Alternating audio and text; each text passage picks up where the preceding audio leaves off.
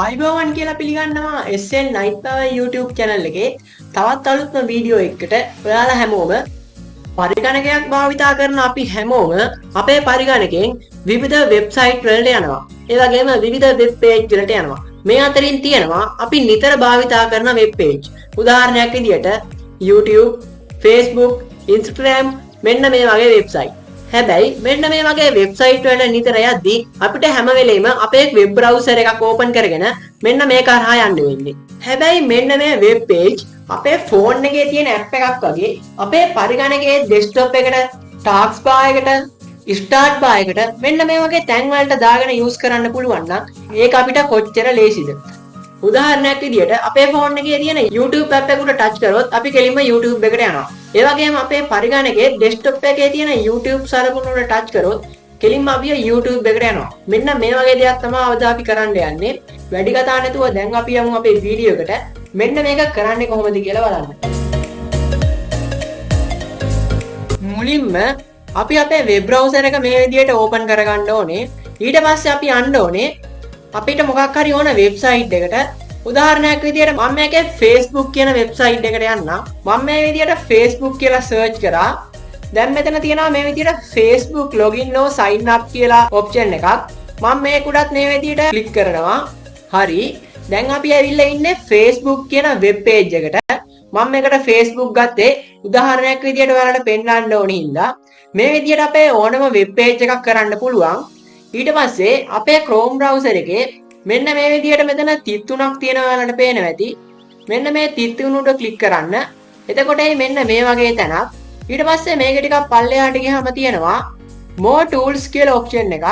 මෙන්න මේක යටතේ තවත් තැනක් තියෙනවා Creat shortcut කියලා. ඔයාලා මෙන්න මේ Creat shortcut කියන එක උඩ ක්ලික් කරන්න. එතකොට මෙන්න මේ විදියට තැනක් එයි.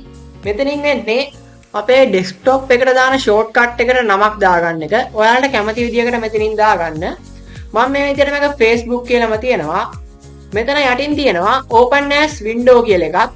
මේකෙන් වෙන්නේ අපි මේ වෙබ් පේජ් එක අලුත්ම window එකකින් open කරන්න ඕනද නැද්ද කියන එක. කැමති නම් මේ ටික් එක දාලා ඔයාලා create කියන එක දෙන්න. මම දැන් මේ විදියට මේක create කරගන්නවා. හරි. දැන් මම මේ තිරේ close කරලා දාන්නම්. ඔයාලට පේනවා ඇති මෙතන මේ විදියට Facebook කියලා අපි දාගත්ත ෂෝට්කට් එක ඇඩ් වෙලා තියෙනවා. දැන් මම මේක උඩ මේ විදියට ක්ලික් කරන්නම්. එතකොට ඔයාලට පේනවා ඇති ඒක උඩ ක්ලික් කරපු ගමන් ඩිරෙක්ට් අපි කලින් හිටිය වෙබ්සයිට් එකකටම මේ විදියට එනවා.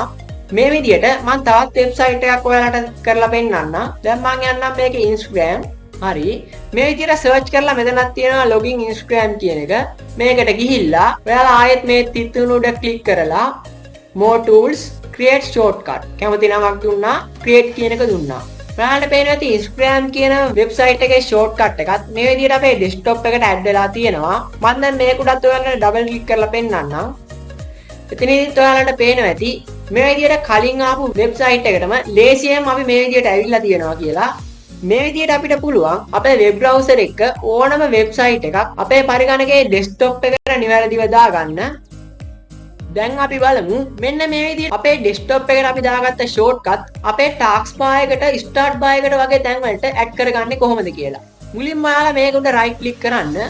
එතකොට තියෙනවා pin to start කියලා එකක්. මෙන්න මේක උඩ ක්ලික් කරන්න. එතකොට ඔයාලගේ මෙන්න මේ Instagram කියන ෂෝට්කට් එක අපේ ස්ටාර්ට්බාර් එකට මේ විදිහට pin වෙලා තියෙනවා. මේ විදිහට තියෙන Windows 11 වල Windows 10 වලත් මේ වගේමයි. ඊට පස්සේ මෙන්න මෙතන රයිට් ක්ලික් කරලා pin to taskbar කියන එකට ක්ලික් කරාම මේ විදියට අපේ taskbar එකට මෙන්න මේක ඇඩ් වෙනවා.